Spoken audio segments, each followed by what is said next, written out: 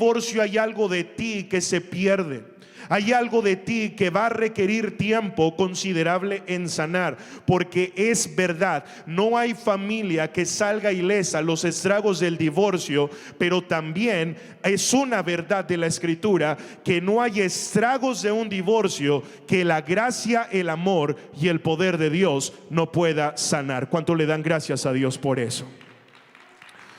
Así que hoy quisiera enseñarte 3 cosas de manera muy práctica y espero ser lo más claro posible.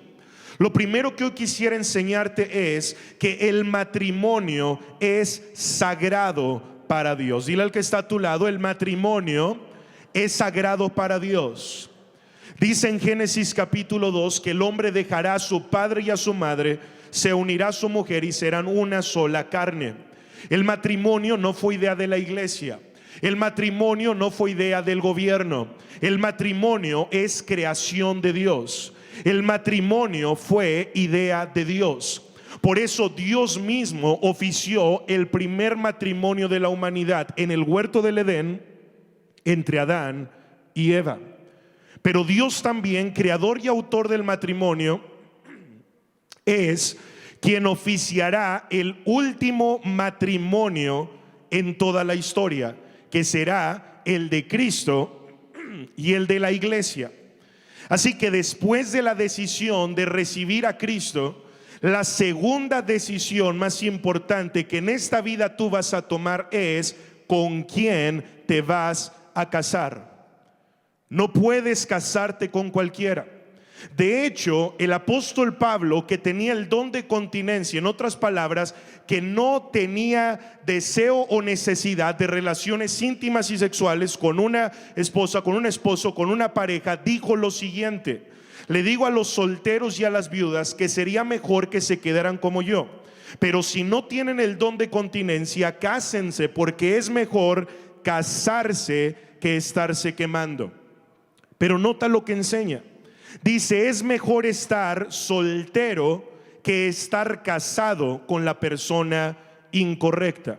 Por eso la traducción Iván Fernando habla hoy, dice: mejor solo que mal acompañado. Por eso es mejor estar soltero que estar casado con la persona incorrecta. Un matrimonio con la persona incorrecta es un infierno, pero un matrimonio con la persona correcta es una antesala del cielo. Y tu casa va a ser una antesala del cielo, porque Dios va a intervenir en tu matrimonio y en tu familia. ¿Cuántos dicen amén? Ahora, hoy estamos frente a una generación que no se quiere casar. Vivimos en una sociedad que tiene cierta como prevención con el tema del matrimonio. Y es porque se han levantado fortalezas e ideas falsas acerca de lo que es el matrimonio. Hoy vivimos en la generación que menos se casa. Y es que piensan cosas como: no, el matrimonio es una pérdida de mi libertad. Voy a meterme en una prisión yo solito, entonces mejor vivamos en unión libre. Piensan que el matrimonio es una pérdida de tiempo, que el matrimonio es una pérdida de dinero, pero más bien yo le llamo que si eres un egoísta y no estás dispuesto a trabajar para que otro coma, a trabajar para que otro duerma, a trabajar para que otro disfrute, entonces tú no estás listo para casarte, porque un egoísta muy probablemente tendrá un matrimonio que va a fracasar. Pero se dice el matrimonio es una pérdida de dinero, y no, y si tenemos hijos mucho peor. Mejor tengamos un perro, las croquetas salen más baratas que la leche y los pañales. Hoy se piensa que el matrimonio es anticuado o es pasado de moda, pero hoy la generación no se quiere casar por 2 razones. Esa es la primera: porque han recibido conceptos equivocados de lo que es el matrimonio. Pero número 2, porque han visto en sus hogares el mal ejemplo del matrimonio de sus padres o de sus abuelos o de sus tíos o de los que los rodean. Pero yo quiero darte testimonio que el matrimonio en Dios es lo mejor que tú puedes experimentar, que levantar una familia en Dios es hermoso, que tener hijos es una cosa maravillosa, De hecho, la Biblia dice lo siguiente en Proverbios capítulo 5, que tu esposa sea una fuente de bendición para ti. Si estás ahí con tu esposa, dile: tú eres una fuente de bendición para mí. Me va mejor desde que estoy contigo. Soy más feliz desde que estoy contigo. No, pero díselo, que me ves a mí no me lo digas, díselo a ella. Soy más bendecido desde que estoy contigo. No es que unos me ven así con ojitos de amor. No, ve a su esposa. Y dice: alégrate con la esposa de tu juventud. Ella es una sierva amorosa, una gacela llena de gracia. Los solteros tápense los oídos. Dice que eso que dice ahí, te satisfagan siempre. Así de explícita es la Biblia. Que siempre seas cautivado por su amor. El matrimonio es un gozo cuando Dios está de por medio.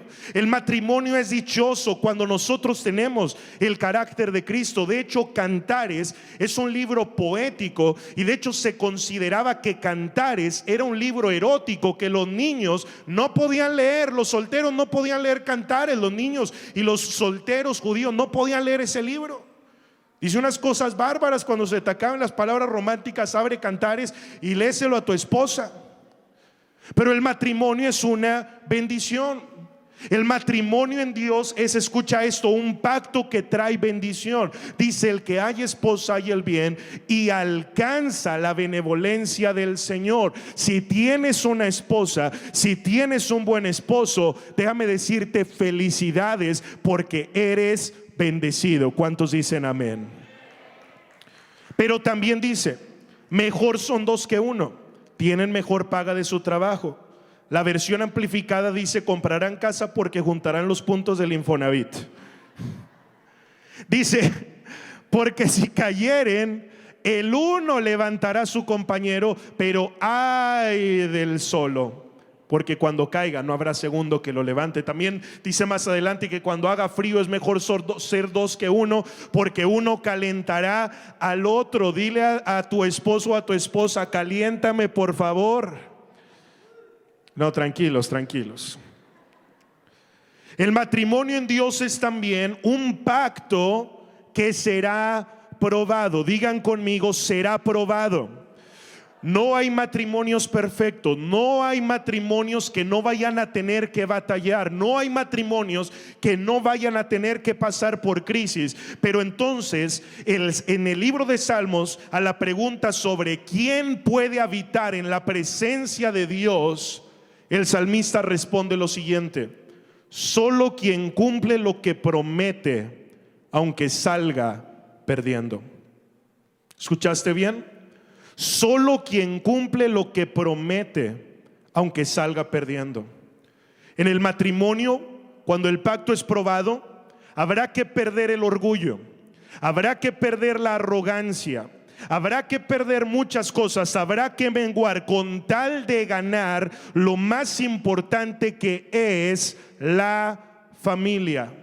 El matrimonio es un pacto que será probado, pero también el matrimonio es un pacto para toda la vida. La Biblia dice en Primera de Corintios capítulo 7 verso 39: la mujer casada está ligada por ley mientras su marido vive, pero si su marido muriere, y nadie empiece con sus ideas locas, si su marido muriere, libre es para casarse con quien quiera, con tal que sea en el Señor. Si tú enviudaste, tú tienes la libertad bíblica para volverte a casar, y Dios lo aprueba. Levanta tu mano derecha y di conmigo: para Dios el matrimonio es sagrado. Dile una vez más: para Dios el matrimonio es sagrado. El matrimonio es algo que se construye, se perfecciona, se renueva. Requiere dedicación, inversión. Necesitamos cuidarlo, porque no solo es un pacto que nos hicimos entre tú y yo, es un pacto que en el altar hicimos delante de Dios, y que Dios nos pedirá cuentas por ese pacto.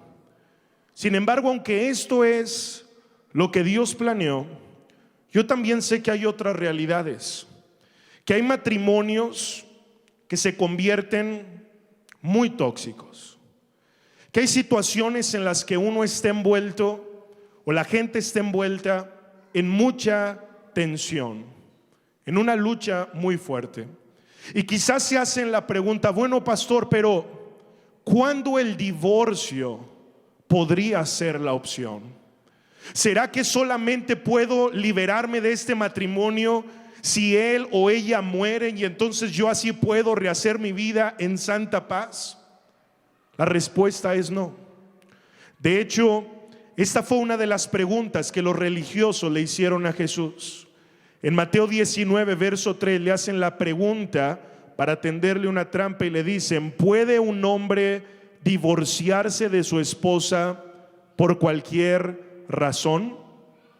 Y Jesús le responde lo que hoy tú y yo estamos aprendiendo, que el matrimonio es sagrado para Dios, y les dice: no han leído, no dice no han oído, sino no han leído que Él los hizo al principio varón y hembra. Por eso dejará el hombre a su padre, a su madre, se unirá a su mujer, serán una sola carne. Así que no son ya más dos, sino una sola carne. Por tanto, lo que Dios juntó, que no lo separe el hombre. El Señor les está diciendo: el divorcio no es parte del plan de Dios. Dios anhela que un matrimonio sea para toda la vida, pero ellos, con astucia y conocimiento de la Escritura, le responden lo siguiente: entonces, ¿por qué Moisés nos dejó una ley que dice que el hombre puede separarse de su esposa dándole un certificado de divorcio? Y una de las enseñanzas tergiversadas de los rabinos de aquella época en las sinagogas era que un hombre podía divorciarse de su esposa por cualquier razón que le desagradara. No me gustaron los huevos que me hiciste en la mañana, carta de divorcio. Me planchaste mal mi camisa, carta de divorcio. Ya no tienes la misma forma y la misma cintura que antes, carta de divorcio. Y ellos literalmente estaban tergiversando las siguientes palabras. Deuteronomio capítulo 24 dice: cuando alguno tomare mujer y se casare con ella, si no le agradare por haber hallado en ella alguna cosa indecente, digan conmigo, indecente, dice, le escribirá carta de divorcio, se le entregará en su mano y la despedirá de su casa. Es por este verso que los rabinos enseñaban que un hombre podía divorciarse de su esposa por cualquier razón. Sin embargo, ese no fue jamás el plan de Dios. De hecho, Jesús les responde y les dice: Moisés les permitió divorciarse porque ustedes son tercos y no quieren obedecer a Dios, pero desde un principio Dios nunca ha querido, digan conmigo, nunca ha querido, dilo más fuerte, nunca ha querido que el hombre se separe de su esposa. Dios nunca lo ha querido. El divorcio es la última opción. La separación definitiva es la última opción. Dios nunca ha querido eso. Así que escúchame con atención, por favor. Quiero ser muy claro. En la Biblia, Dios permite el divorcio, pero Dios no promueve el divorcio. Dios lo permite, pero Dios no lo promueve. Y bíblicamente hay solo dos razones legítimas para tomar la decisión de divorciarte sin que Dios lo tome en cuenta y no juzgue ese caso. Y esas dos razones son el adulterio y lo que hoy vamos a llamar el abandono del hogar. Lo que dice Deuteronomio 24 sobre indecente no es que no te gustó cómo cocinó, que no te gustó esto, no. Jesús explica lo que es indecente en un matrimonio y motivo legítimo para tomar la decisión de divorciarse. Mateo 5:32, traducción al lenguaje actual, dice: pero ahora yo les digo que el hombre solo puede divorciarse si su esposa tiene relaciones sexuales con otro hombre. Eso es lo que llamamos adulterio. Ahora, ¿es lo mismo para el hombre? Es lo mismo para la mujer. Adulterio es el acto físico. Es tener relaciones sexuales con una persona que no es tu esposo o que no es tu esposa. Cuando uno de los dos cónyuges incurre en ese pecado, en ese momento, según la Escritura, se rompe el pacto. Y el cónyuge que fue defraudado, el cónyuge que fue defraudado, ofendido, engañado, está en libertad de decidir si continuar con ese matrimonio o si simplemente terminarlo y diluirlo.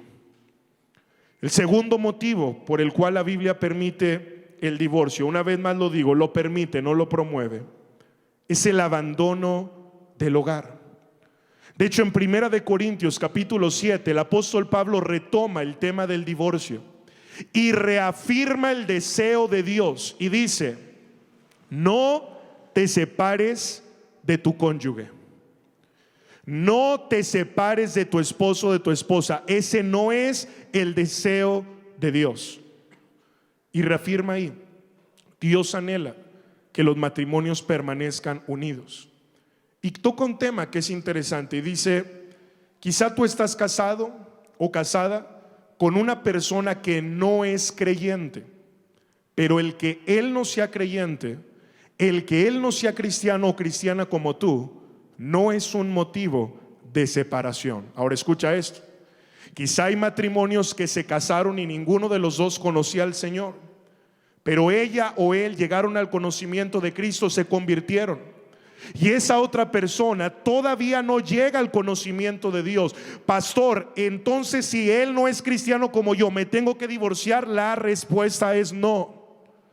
Porque ahí mismo en 1 de Corintios capítulo 7 la Escritura dice que el marido incrédulo es santificado por la que sí es creyente. Así que si tu esposo o tu esposa no son cristianos, quiero decirte que hay una promesa sobre ellos, que a través de tu testimonio y de tu fe, la Biblia dice que ellos también serán alcanzados y santificados para la gloria de Dios.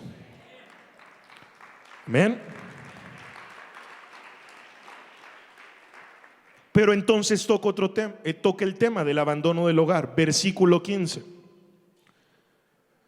Pero si el esposo o la esposa no cristianos insisten en separarse, que lo hagan. En tales casos, la esposa o el esposo cristiano no está obligado a mantener ese matrimonio, pues Dios quiere que vivamos en paz. Digan conmigo: Dios quiere que vivamos en paz. Abandono del hogar es cuando tú no iniciaste la separación o pediste el divorcio, sino que tu cónyuge decidió separarse de ti. Ahora, noten algo que Pablo aconseja, el apóstol Pablo. Dice que el cristiano debe hacer todo lo que pueda, todo lo que esté a su alcance para mantener el matrimonio juntos. Sin embargo, si el esposo no creyente se rehúsa a estar casado, abandona el hogar, hace las maletas y se va, la Biblia dice que el matrimonio puede romperse. Pero es el no creyente el que da el primer paso. Aún así yo sé que la pregunta de alguna gente pudiera ser: bueno, pastor, pero ¿y cuándo el creyente es el que pudiera dar el primer paso hacia un divorcio? Bueno, yo quisiera decirte que el divorcio debería ser la última opción cuando un matrimonio se vuelve insostenible. Cuando digo que un matrimonio se vuelve insostenible, no estoy diciendo que tienen diferencias, que piensan distinto, no, estoy hablando de situaciones verdaderamente críticas. Muchos maestros, consejeros, pastores, teólogos coincidimos en que el abandono del hogar tiene que ver también no solo con hacer las maletas e irse, pero abandono del hogar también tiene que ver con abuso físico, golpes, Si un hombre la golpea, usted no está obligada a quedarse ahí. De hecho, dicen estudios que un hombre golpeador, abro paréntesis, al menos que Cristo intervenga, muy difícilmente dejará ese patrón de conducta. Y si sufres de abuso físico, estás en todo tu derecho personal y espiritual y bíblico de diluir ese matrimonio.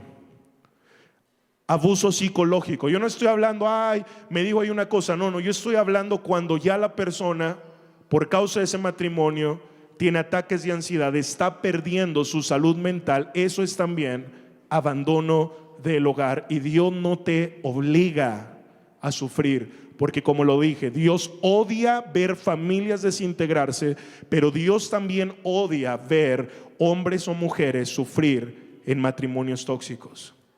Otra de las cosas que tienen que ver con abandono del hogar son las adicciones. Y una persona que sufre de adicciones es peligroso al interior del hogar, es un desgaste psicológico y económico para la familia. Y si se han hecho muchos intentos, él se ha intentado rehabilitar, ya lo han anexado, ya lo han intentado, ya fue un encuentro, ya vino a consejería y no se quiere arrepentir, tú tienes la libertad de decidir no continuar con ese matrimonio. Abandono del hogar también tiene que ver con violencia sexual, porque abuso sexual también puede haber en el matrimonio cuando uno de los dos obliga a la otra persona a realizar prácticas denigrantes con las que esa persona jamás estará de acuerdo. Pero también abandono del hogar tiene que ver con infidelidades constantes. Una persona que te engaña una y otra vez, pide perdón. Y esto es algo que yo le he enseñado ahora a Ivancito. Él hace una travesura, el otro día rompió algo y su palabra ahora es perdón, perdón. Y en una de esas veces le dije, ya no quiero que me digas perdón, quiero que tengas cuidado, porque el que tú me digas perdón no va a hacer que esa cosa se componga. Mejor sé más cuidadoso antes de pedir perdón. Y hay personas que, perdón, pero no quiere cambiar.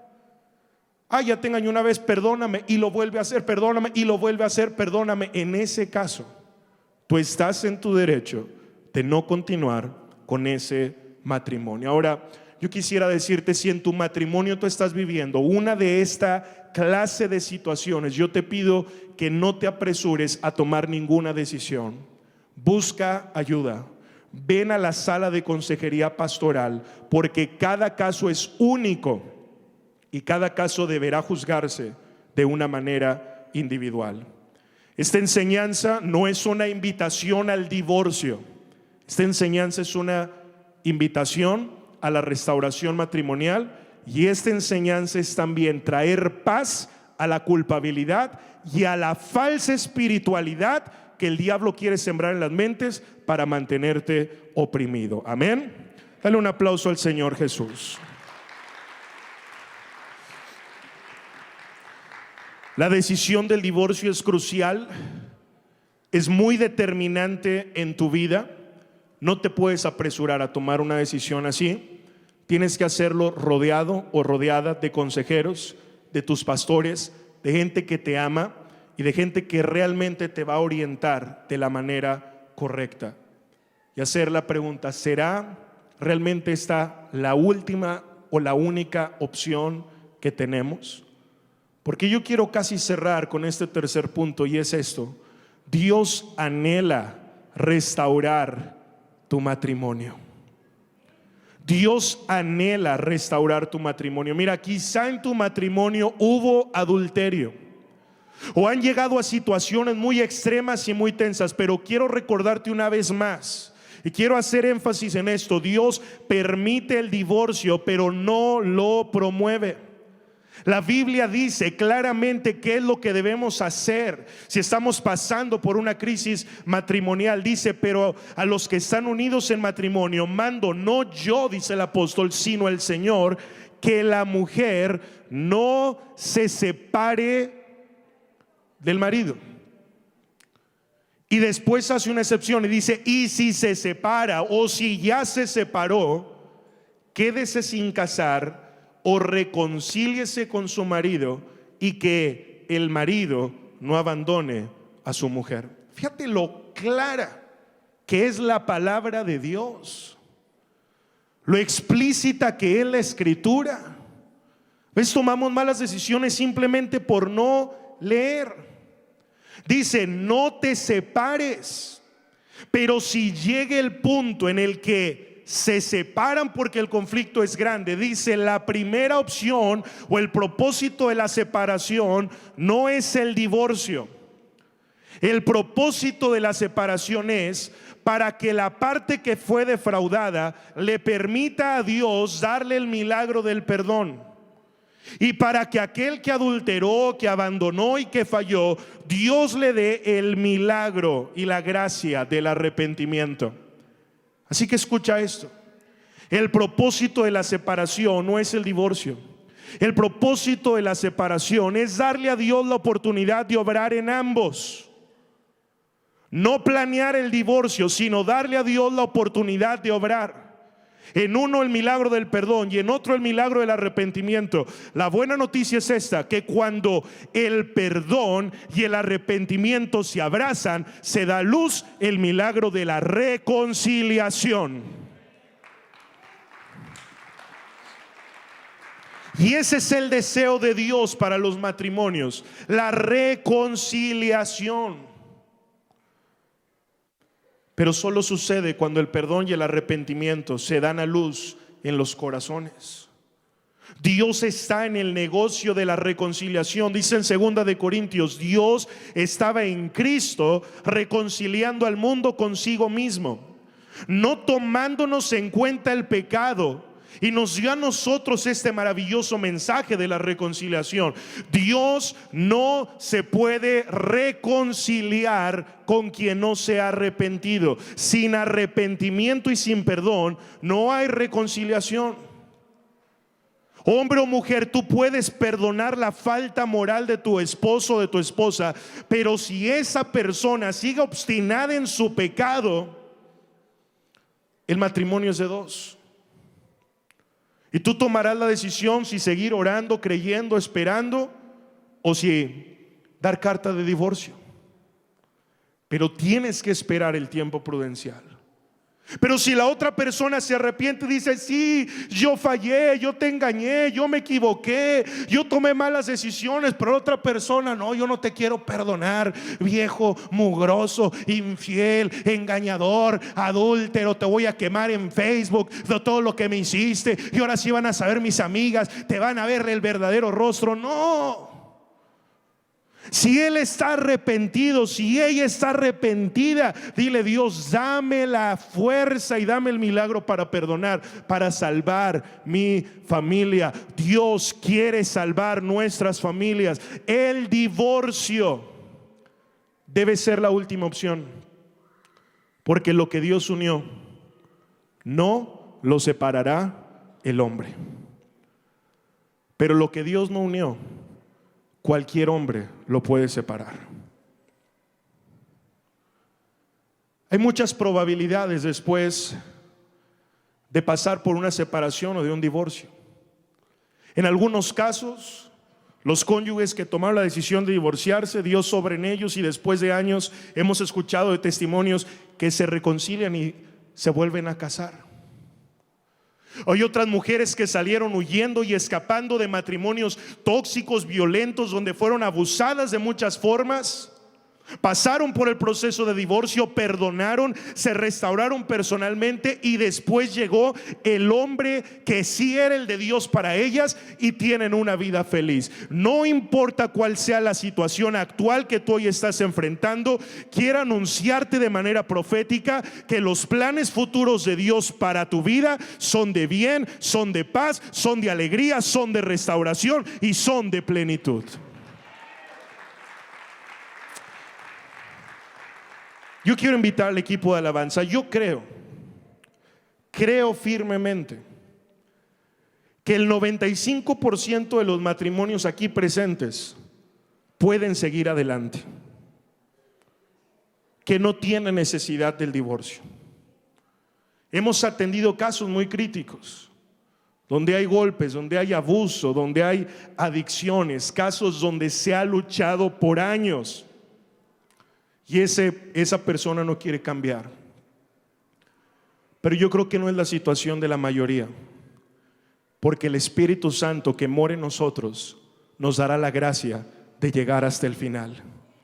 El Espíritu Santo que mora en nosotros nos dará la gracia de tener matrimonios para toda la vida. Tu matrimonio, vendrán vientos, vendrán golpes, vendrán crisis, vendrán terremotos, vendrá toda clase de situación, pero se mantendrá sólido y firme porque está sobre la roca que es Cristo Jesús. ¿Cuántos dicen amén?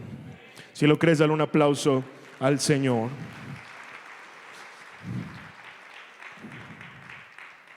Yo quisiera, casi cerrando, antes de orar,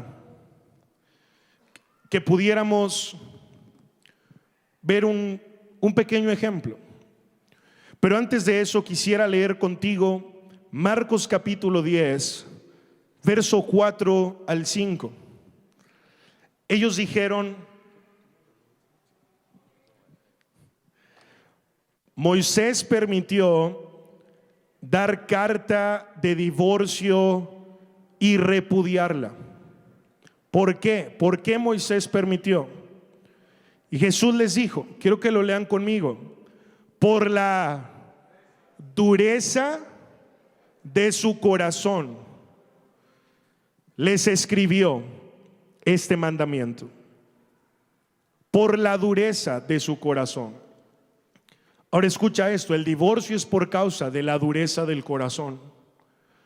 Cuando no perdonamos, cuando no queremos caminar la segunda milla, cuando no queremos seguir intentándolo, cuando simplemente permitimos que la carnalidad y que las inmadureces se apoderen de nosotros, ahí es donde viene la dureza de corazón. Si hay algo fallando en el piano, ponemos instrumental. Yo escuché a un terapeuta que dijo que un matrimonio puede sobrevivir muchas cosas, que una familia puede afrontar muchas cosas, pero hay algo que no puede sobrevivir, y él decía es el desprecio. Digan conmigo: el desprecio. Cuando dejamos de vernos como antes, cuando dejamos de apreciarnos como antes, cuando dejamos de respetarnos como antes y el corazón se endurece. La buena noticia es que solo Dios puede cambiar un corazón.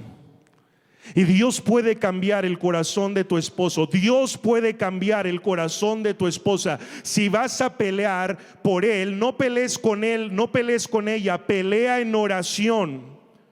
Que Dios cambie su corazón. Mira, yo quiero hacer este ejemplo. Esta torre de Jenga representa nuestros matrimonios. Nuestro desafío es que nuestros matrimonios se mantengan sólidos, que nuestros matrimonios se mantengan estables. Pero ¿qué es lo que pasa con el tiempo? Comenzamos de un momento a otro a sacar los detalles. Y decimos, no, es que eso de los detalles, eso es para los que se acaban de casar, ¿verdad? Nosotros ya, ¿para qué gastamos? ¿Para qué gasto en una florecita? ¿Para qué gasto en una cena? Comenzamos también a sacar el romanticismo y decimos, no, ya no es necesario, tú sabes que te amo. El día que cambie de opinión, pues yo ahí te aviso. Comenzamos también a sacar el respeto de nuestros hogares, de nuestros matrimonios. Comenzamos a hablarnos con aspereza, comenzamos a ser duros uno con el otro. Dejamos de compartir tiempo juntos. Oh, es que estamos muy ocupados con el trabajo, es que estamos muy ocupados con los niños. Ya no nos vemos a los ojos, ya no tenemos conversaciones. Sacamos de nuestro matrimonio la admiración. Ya hablamos mal del otro con las amigas, con los amigos, en el cafecito. Ya no es él o ella nuestro confidente, nuestro mejor amigo, nuestra mejor amiga. permitimos la indiferencia y sacamos el amor. Porque lo contrario al amor no es el odio, lo contrario al amor es la indiferencia. Ya no hay besos, ya no hay caricias, ya no hay buenos días, ya no hay mensajitos, ya no hay coqueteos, ya todo es frío, todo es monótono. Pero por último, la desgracia real de nuestros matrimonios es que sacamos a Dios, y cuando menos lo esperamos, nuestro matrimonio comienza a tambalearse y simplemente se derrumba. Y fue una pequeña situación, fue que no te trajo el café, fue que no llegó a esta hora, pero no fue una situación lo que lo detonó, fue el cúmulo de muchas situaciones que no atendimos. Porque dijimos, ¿para qué buscamos ayuda? Aquí tú y yo nos arreglamos. O no, ¿para qué le pido perdón? Mañana se le pasa. Siempre ha sido así, pero hay un día en que ya no es como las otras veces, donde ya no se le pasa, donde ya hay raíz de amargura, donde ya hay resentimiento, donde ya hay dolor, donde ya nos hemos herido demasiado con las palabras. Y ese proyecto de familia, de vida y de matrimonio simplemente se derrumba. Quizá esta es tu situación, pero yo hoy quiero decirte de parte de Dios que Él puede tomar las piezas rotas de tu matrimonio y de tu hogar y volverlo a edificar para su gloria, con su gracia, con su amor y con su bondad.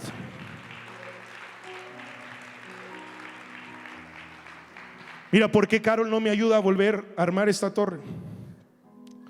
Carol hoy la va a hacer del Espíritu Santo. Ponte de pie.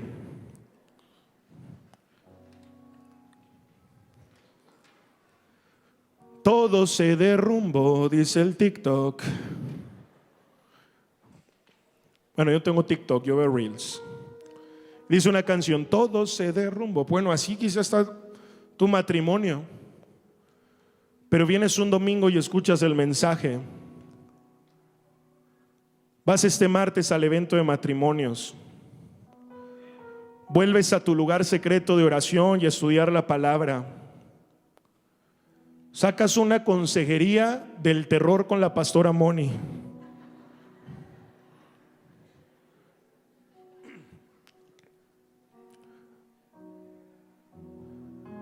Te la rayan la Biblia porque te la subrayan, o sea, te la rayan para que sepas los versos que tienes que leer. Vas a la Academia de Nuevos Creyentes. Dios obra ahí en tu corazón, perdonas.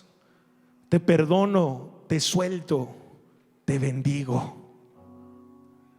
El que falló dice, reconozco, me arrepiento. ¿En qué momento pude pensar que iba a ser más feliz con la otra que con esta mujer que me ha regalado 20 años de su vida?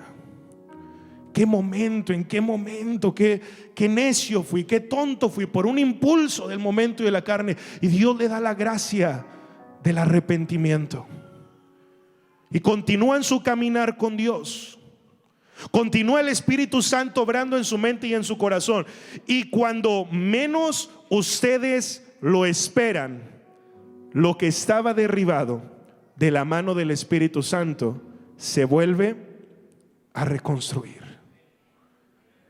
Y eso es lo que Dios anuncia para tu matrimonio.